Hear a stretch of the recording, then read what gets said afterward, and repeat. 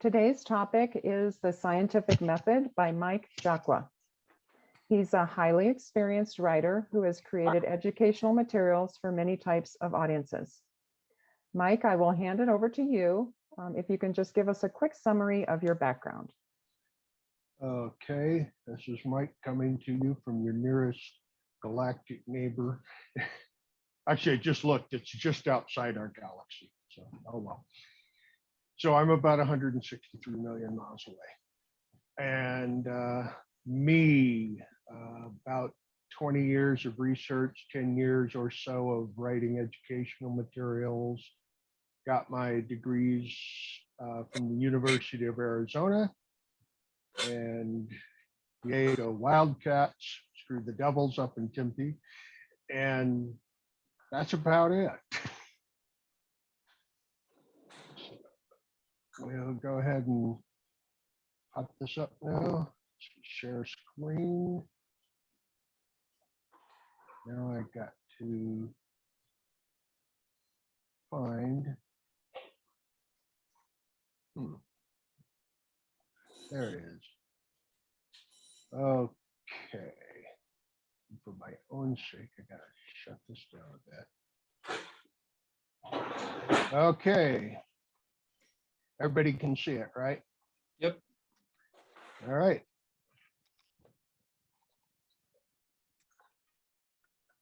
So there we go with the scientific method, what it is, how it works, and why it is.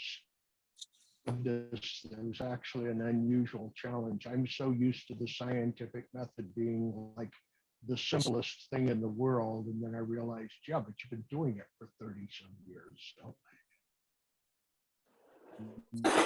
maybe, just maybe, like, I'm going to start out real quickly with just what science is.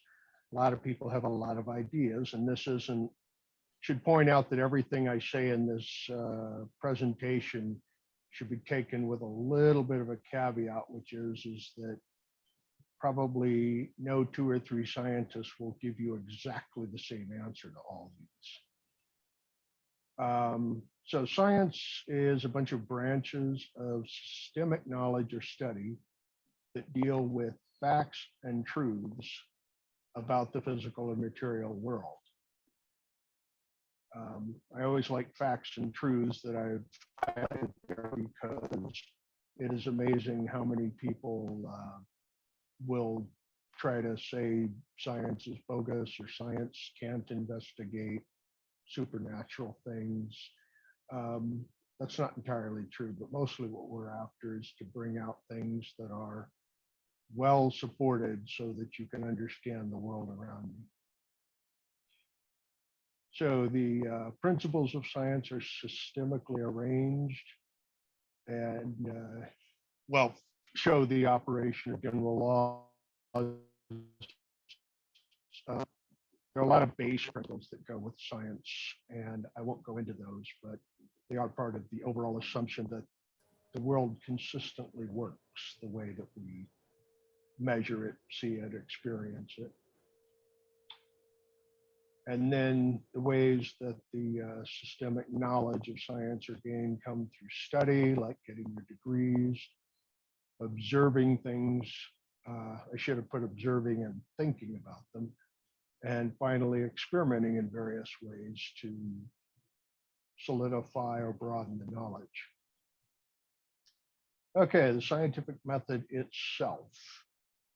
It's a series of processes that can be used for gathering knowledge that students will learn in textbooks for the most part, improving and refining knowledge, which is great because that's how we get drugs and mechanical wonders. And it can also explain how or why things happen, which is kind of more of the theoretical aspect that frequently real world.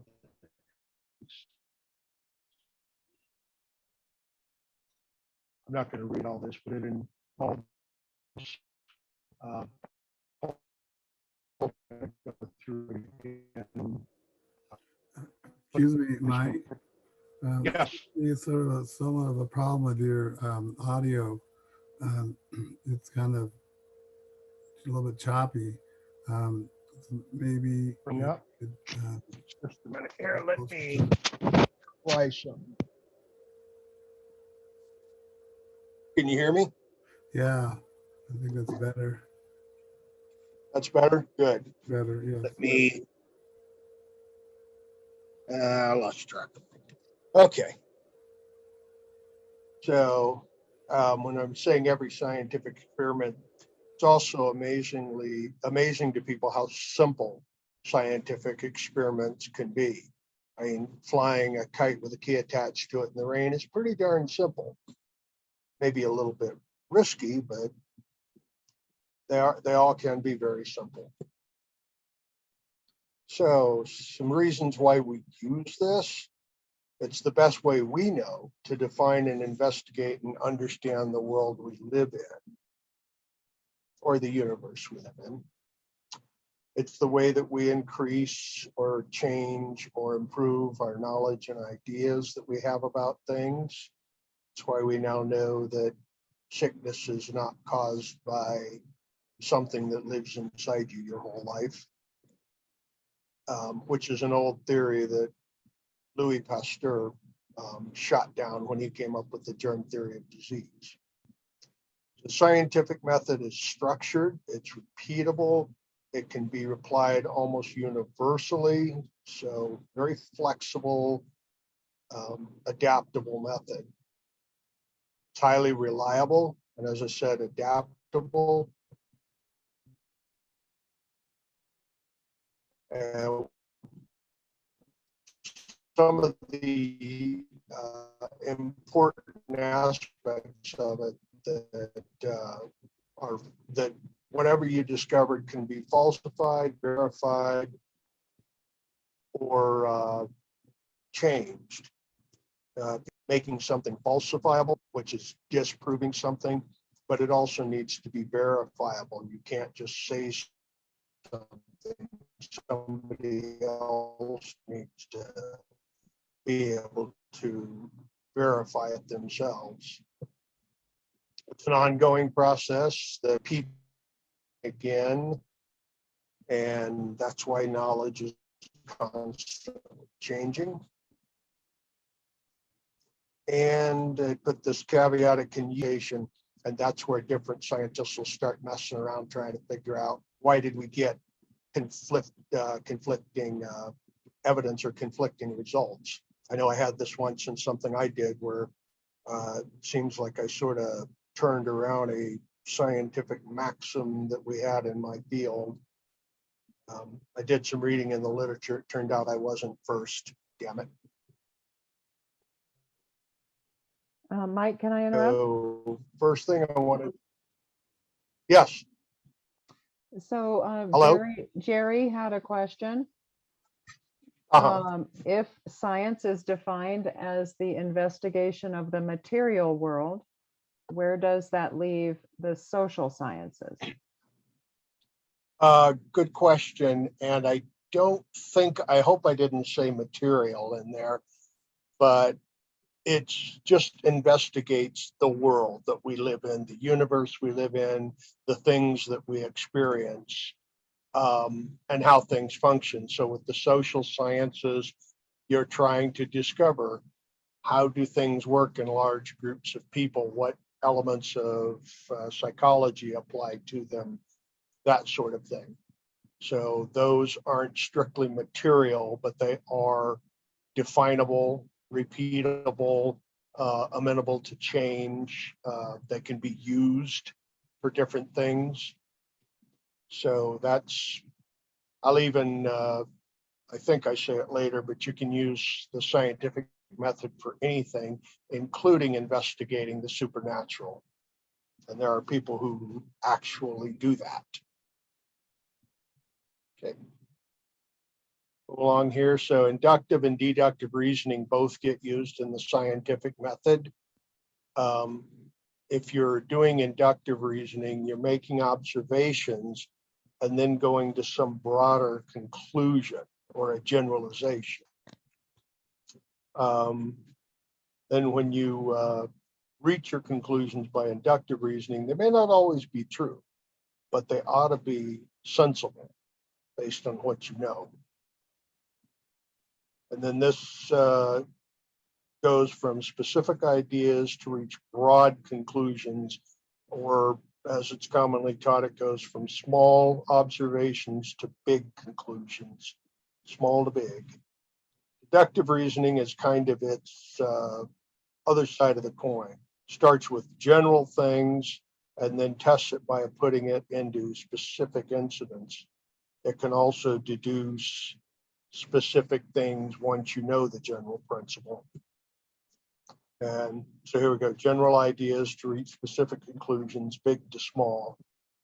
And I just put this here so you could see it. Inductive reasoning, you start with some little thing and reach a broad thing. Deductive, you start with a big thing and reach a specific thing. So you can figure out that inductive reasoning is what's very frequently used in detective work, which means that this guy has been wrong all along when he tells Watson that he uses the science of deduction. Okay, so how does a scientific method work, or how does it go along? The first thing you do is you make some observation. And that could be almost anything. Hey, there's this big fuzzy band up in the night sky. What the heck is it? Then you come up with some idea of what the observation might indicate or what might explain it. Big fuzzy thing in the sky, maybe it's another galaxy. Then you test it, do your experiments. And experiments, oh my God, they're so broad as to what an experiment can be, which can run everything from analyzing data from the Hubble telescope to seeing if you can burn ants with your magnifying glass. So once you run your experiment, analyze the results you get. Just to kind of go into what I was, there we go. Experiment for a hazy thing you see in the sky, use a telescope to look more closely at it. Analyze the results. Hey, it's got a bunch of stars in it, so it's not just a hazy cloud of dust. Conclusion, it must be another galaxy real close to us. Then you go out and tell others, which is usually publishing in the actual working scientific world. It could just be telling people things. Hey, guess what? You can burn ants with a magnifying glass. In this case, the one I've been playing with here, tell others that, hey, guess what? We've got a little galaxy right next to ours. And then if you want to know more about that galaxy, like does it have black holes in it, as Cheryl asked me, then you repeat the necessary experiments. Or as I like to say, wash, rinse, repeat. And it should be noted that if you're doing any particular kind of investigation, all of these steps might not be used explicitly, and sometimes you use them in different orders, which leads you to a lot of people say the scientific method isn't consistent. Yes, it is. We just get to play with the pieces of it. It is flexible, as I said earlier, adaptable. Now, what's interesting is people don't realize that we all use the scientific method in our everyday life. And this is just one example. You make an observation one night. Oh, crap, my light bulb just went out. So then you ask a question. Why did it go out? And you come up with, for most of us, the usual first hypothesis is it burned out. That's a good idea. Then you experiment, replace the light bulb. Then you get results and you analyze them. The light came back on or the light did not work. Conclusion, the bulb had indeed burned out, or something else was wrong. And then you start a whole new set of hypotheses. You know, you've got a bad socket, the lamp broke, a fuse blew, whatever. And then you do new experiments, which is checking your fuse or making sure the lamp itself has got all the wires intact. So this is just everyday stuff. And you can think of other examples, maybe your car or something. So exciting point is that we're all scientists to some level or not. Most of you probably had no idea you were something of a scientist. So then when I said earlier that the scientific method seems so intrinsically simple to me, it's because I have learned it and used it again and again. This cycle, you can see, goes from observation, hypothesis, make an experiment, do it, results, record, and report. That's essentially it. But how do you get familiar with doing this so that you understand it consistently and can then start adapting it and moving it around to accomplish things? And the only way is to get on the track and run lap after lap after lap until it all becomes more familiar. I want to give some special credit for this idea of running the laps over and over till it all gets more familiar to you. And that is to the late Dr. Dominic DeLuca, one of the people on my thesis board back in grad school, and one of the best teachers I have ever known. And then, because we had the last one, I asked how many scientists does it take to change a light bulb? One, then another one has to try it, then some more have to try it in a different way, and on it goes. Not sure if your light bulb ever gets fixed, but they'll sure have fun with it. Now, one thing I started up here in the, I've mentioned publishing or telling others. You do need to do that because if you don't tell anybody, the experiment essentially might have never happened, or nobody cares. But when you do it, this is where science corrects itself. You got to be damn sure that your results, your findings, your conclusions, your analysis are all right, because otherwise, other scientists, your peers, are going to critique the experiment. They're going to critique your results. They may tell you that you're full of shit, but they are going to go over it.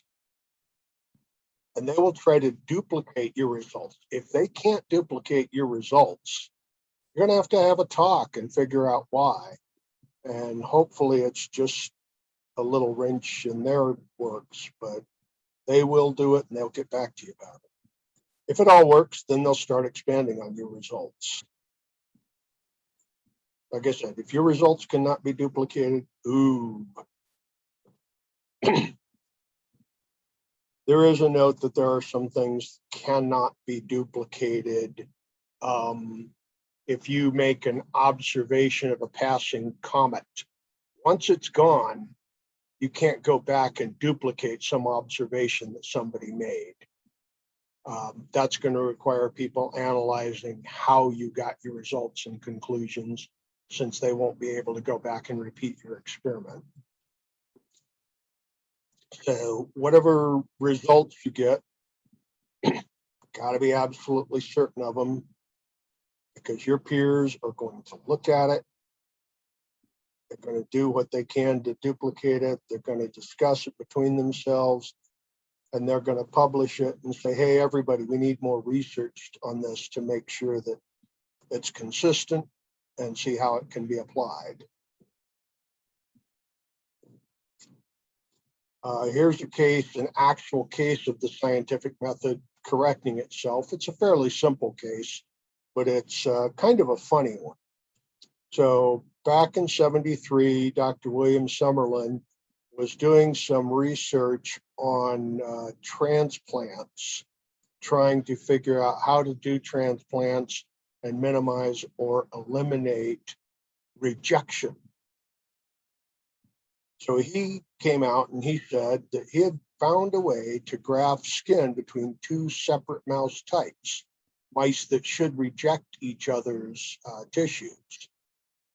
He presented this at a major conference, published it in a research journal. There's the reference for you. Others tried to duplicate the results. They couldn't. They contacted him for details. Some even went to his lab to learn his methods. Turned out that he had literally, using black and white mice, he had drawn with a magic marker black fur on the white mice. So there are people who do stupid stuff, but this is one where everybody caught it because they tried to work with the results. A little more on self-correction following that event. Dr. Robert Good actually was working at the same place as Summerlin and had a bit to do with figuring out what happened. And I put a Lasker Award winner because this guy is a top-notch scientist. So when he speaks about the scientific method, you should listen. For those of you who don't know, the Lasker Award is kind of like the North American Nobel. And a lot of people who win Laskers do go on to win Nobels.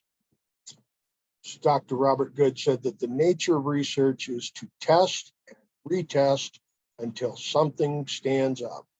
A scientist cannot get away with falsifying results.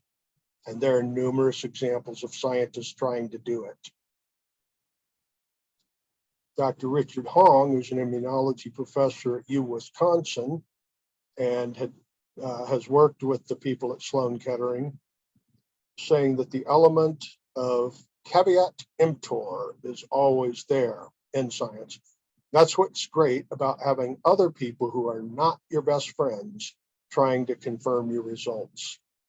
When he says not your best friends, it's actually pretty true. Even if they do like you, they're still going to try to confirm your results and critique you. And I should mention that scientists actually kind of get a little bit of a joy out of shooting somebody else down. Weird, but hey, that's them. So moving into just a little bit of something different, because a scientific consensus is something a lot of people ask about. We hear it for global warming, for instance, all the time. Mike, can I interrupt you? Yes, ma'am. We've got a couple people commenting about, they remember the Piltdown Man hoax. Yes. And another one, the room temperature nuclear fission. Mm-hmm. Yep, that's nuclear fusion, actually. Yep. Did you want me to comment on those a little? Well, I think the nuclear fusion, I was actually getting my chemistry degree in the late 80s.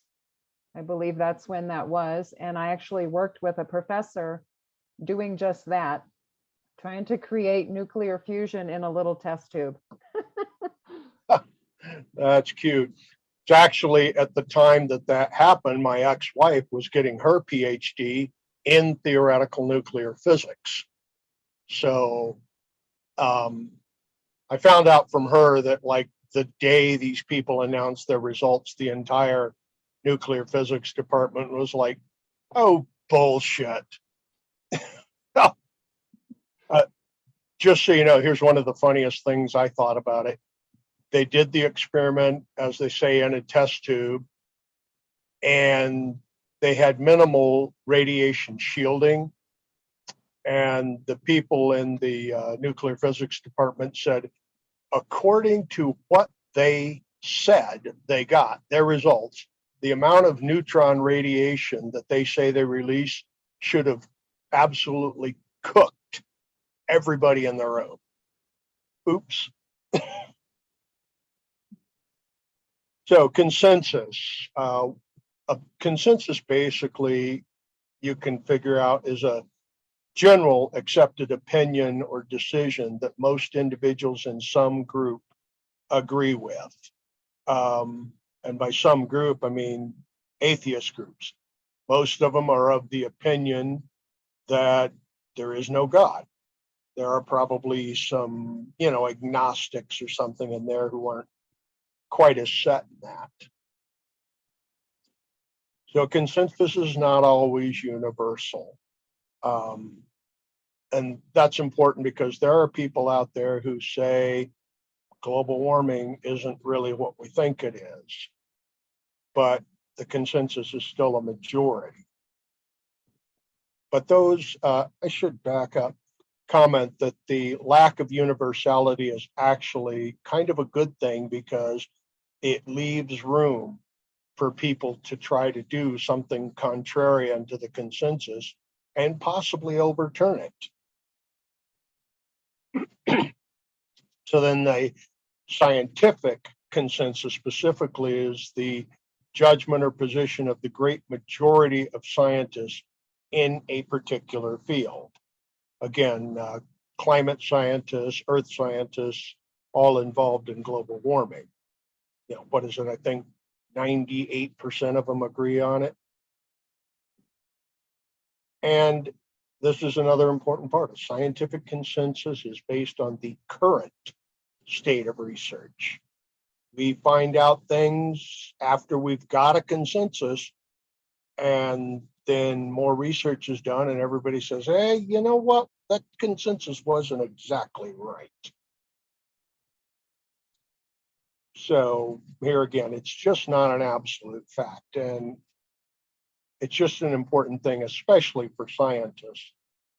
And again, you know, we scientists all have a little contrarian streak in us that would be very happy to overturn or falsify almost anything. So then just a little bit about how you get a scientific consensus. You see that wheel there that I was using earlier to discuss the scientific method. And you have to go through this process over and over and over, producing tons of results before anybody's really even going to get together and discuss making a consensus out of it. And then you need a lot of people getting together at scientific conferences and advisory boards and such, discussing this matter and deciding, is this really the consensus? It's good to know that you don't normally have 150 scientists in a room talking about it in order to get a consensus. You usually have more like hundreds, thousands of scientists all swapping ideas, opinions, results, conclusions, analysis. All this goes into making a consensus. So usually when you get a scientific consensus, you're not getting a bunch of guys in a room saying, oh, we think it's this way. You've actually got bucket loads of people all over the world communicating in various ways to come up with a consensus. A little more on it. Scientific consensus do change. So it might be wrong, hence the reason we use consensus as opposed to a theory or a law like the law of gravity or the theory of evolution. Just so you know the difference between a theory and a law, because people miss this a lot. A law definitively predicts something. Law of gravity, if you drop it, it will fall down onto the planet. Theories tell us why something happens. The theory of evolution, it works because of selection, survival of the fittest, adaptation, that sort of thing. Again, with a consensus, we only can do it according to the best data that's available and the best experts to interpret data. So scientists always need the humility to accept that they could be wrong. And those who are not well-versed in a particular field need the humility to accept that they don't know what the experts do. And again, global warming is a great example of this. Scientists need the humility to accept that they may be wrong. It used to be global cooling. Everybody now has accepted global warming. Whoever supported global cooling back in the 60s and 70s needed the humility to say, okay, we got that one wrong. And people like me who are biologists need the humility to say, I can't just poo-poo the word of the experts. they know more than me. Mike, can I interrupt? Yes, ma'am. Jerry is asking, was the 98% consensus comment a level of agreement that defines a fact? Excellent question. No, when you're coming up with a consensus, you not only need the experts in the field to all jump in and say, here's the information, we agree with it this way. You need enough of the people to be in agreement on enough of the principles to make a consensus. There's no magic number that, if we get 70%, it's a consensus. It's almost like all the scientists have to agree that the consensus is in fact a consensus. So this is one of those processes that is actually a little more almost administrative. So I think if you were looking for anything to measure it at all, when the publications and the conferences and seminars all are at the point where they're saying, yeah, we all are starting with the assumption that this is true, you've kind of obtained a consensus. And again, there's no, not a bunch of guys sitting in a room. I should point out that like the 98% in global warming, they actually got that one by sending out surveys to every scientist they could come up with in the various fields and saying, here are the basic principles of what global warming is and why it's happening. How do you agree with each principle within it? And so that's one way a consensus can be done, and it was with global warming. So again, if there was 70% agreement, you probably wouldn't be hearing in the scientific community that there's a consensus, because there's probably a lot, the 30% that are not agreeing. So you wouldn't be hearing this word consensus yet. Right. In fact, yes, you're absolutely right. And like I said, there's no magic number for we're at 90, it's good. It just, it's loose. And maybe that's one of the reasons, because global warming was so, was denied by a lot of people, that they kind of went through and actually did a survey. Sort of similar things have happened with vaccinology. There's a lot of anti-vaxxers out there, and you can see the consensus amongst scientists without actually deliberately measuring it with a survey. The scientists are out there all together in force saying, no, vaccines work, no, they don't cause epilepsy, etc. And I guess another thing that shows is science is self-correcting. When everybody comes out and says, we don't think vaccines work, the scientists don't just immediately say bullshit. They say, okay, what are your objections? We're going to go test them. Then they'll come back with their results and say, now what you said is really looking like bullshit. Okay, Mike, there's a second question from Mark. What's the earliest documented use of the scientific method? The earliest one I can think of would be way back when the Greeks were actually trying to determine the circumference of the earth. And so they put sticks up in the ground, and they measured the angle and the length of the shadows they cast at different times during the day. Then they went a great distance, like thousands of miles away, and put some sticks in the ground and made the same measurements of shadow length and angle at different times of the day. And then they were able to use that to calculate the total circumference of the earth. And they were not precise, of course, but they came up within a pretty good degree of the actual measurement. This also is a nice one that I said the method is iterative or reiterative.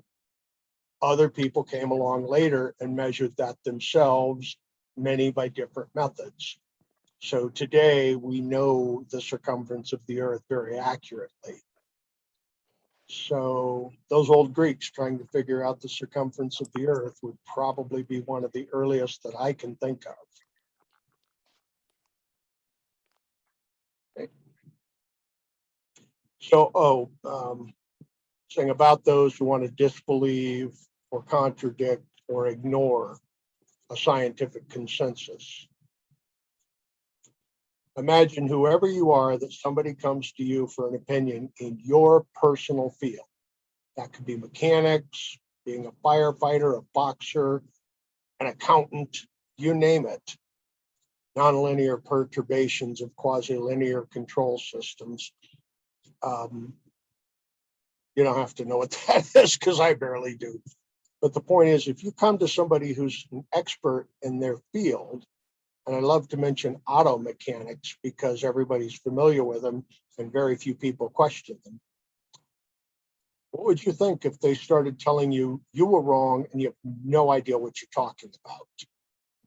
So tell your average auto mechanic, nope, the problem is not my carburetor, and frankly, you don't know jack about carburetors.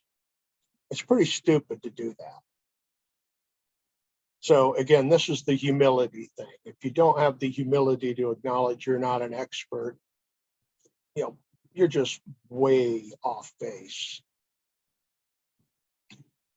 So then this one is the thing about the scientific method. Oops, I didn't hit that yet. And what it's done for us. What have we gotten because of all this? I've indicated its importance. Did it really give us stuff? How about the theory of relativity, quantum physics that helps us understand atomic functions and structure, the germ theory of disease? It's really nice to know. What about things in molecular biology like PCR, the CRISPR-Cas9 system, or CRISPR-Cas12, whatever? What about space exploration, computers, cell phones, the Hubble telescope that gives us really cool pictures like that one of the Magellanic Cloud?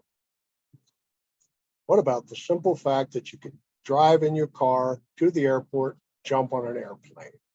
All come to you because of the scientific method, observing, experimenting, repeating it, adapting it, and vaccines, antibiotics, and disease therapies. Oops, sorry. We've got those, and we're all aware of how fast they can come because we just saw with the current pandemic how fast they got it out. I have a different presentation I did where I talked about how fast that was. That really is fast, and it shows the adaptability of the scientific method trying to find a new way to do something that's massively faster and more effective than anything that they've done before. So I'm just going to very briefly go through the scientific method in my area, which is drug discovery, development, and clinical trials. So remember I said earlier that the scientific method doesn't always just go in one direction with all the same steps in the same order. The order can bounce around. So here's discovery, development, and clinical trials of some drug. And over on the left side, you see, the different aspects that go into bringing a drug to the market. On the right side, you see what part of the scientific consensus is included in that step. And you can see it jumps all over the place. So this is, again, just an illustration of how the method is adaptable and still coming out with something that's very solid, useful, and you can be certain of that knowledge, or pretty certain. So a little bit specifically about clinical trials, because I think this is important with the vaccines that were just developed and a lot of other drugs. I hear people saying that they're not sure if they're safe. Everywhere you see that word red, safety,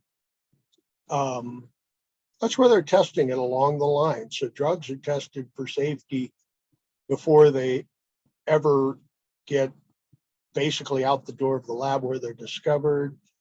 That's reviewed by the regulatory people. All three stages of the clinical trial test for safety. And once a drug is on market, they have post-market surveillance for side effects and such. Some of you may or may not have noticed that Zantac was the antacid was recently, about a year ago, taken off the shelves. It's because they were monitoring it. They saw a little bit of problem with the liver, as I recall, and that it was accumulating too much of a particular metabolite of Zantac. So they took it off the shelves. It's back in the pharmacy area now, and you have to get a doctor's approval to use it. And they will test your liver and kidney functions first. Oops, wait a minute, I'm sorry. So yeah, I just put this red down here that goes with each safety test. If it looks good, you move through this process. If it doesn't look good, if maybe it's not safe or effective, you got to go back a step or two and try things again. Or sometimes just abandon it altogether. Very quickly, again, clinical trials, because we all heard about them in this last year, and people are often not sure what happened in them. Phase 1 clinical trials are small trials done with maybe a dozen or two people. All they want to do is find out, is it safe? What's the best dose to use? And they look for a little bit of efficacy just as a preliminary estimate. Phase 1 is actually where most drugs fail. They put them in humans and it doesn't work and it doesn't look safe or whatever, and boom, that drug is gone back into development or into the depths of the grave. Phase 2 trials is after that safety testing. They go in with several dozen or a few hundred people and they test it again for safety. They test it to make sure it's actually doing something. A lot of drugs fail here, which is really sucks because by this point you put in millions into the research. Then there's phase 3. These are the big trials. Most of the trials for the vaccines this year were done with 20 and 30,000 people. So we're talking huge, and they're expensive. And again, they're looking for efficacy and they are looking for safety. Either one of those starts to look dicey, they can kill this trial, and these are multi-million dollar processes. So killing a drug at this stage is no fun for a company, but it's happened more times than you can count. I think the thing that this all conveys is by the time a drug has gotten through the clinical trial process, it's been extensively tested. It works, it's safe. And even after this, there's what I showed earlier, the unofficial phase 4 trials. If they find a problem with it later, they're going to modify the dosing regulations, or it may even get yanked off the shelf, or they may have to go back a ways and improve it. This is an ongoing, iterative process, just part of the scientific method. And again, with the clinical trials, what are some of the things people want to know is where does the FDA fit into this? They fit in right there. You finished all your preclinical testing and you're asking them, do you think that we can do these trials in humans? The FDA can say yes, or it can say no. They say no, you go back down the line and try again. Then you do your clinical trials and you file again with the FDA, and they've got to look at all the clinical trial data, and it's a lot.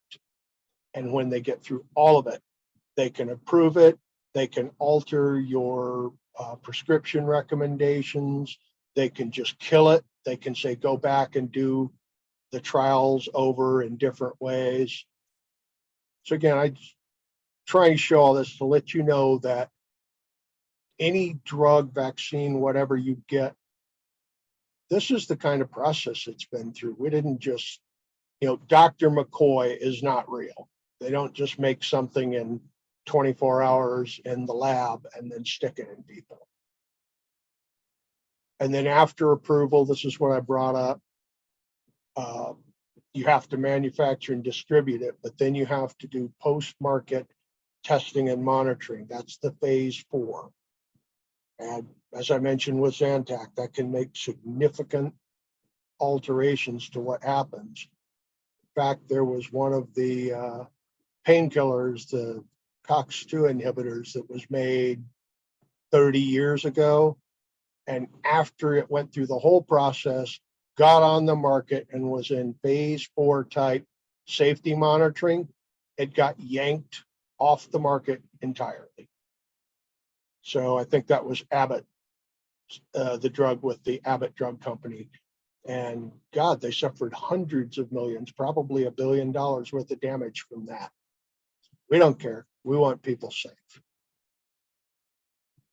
That's actually the end of my talk right there. So hopefully you've learned about the method that gets used in science, the methods or how the scientific method is applied in different areas, and in specific how it applies in clinical trials.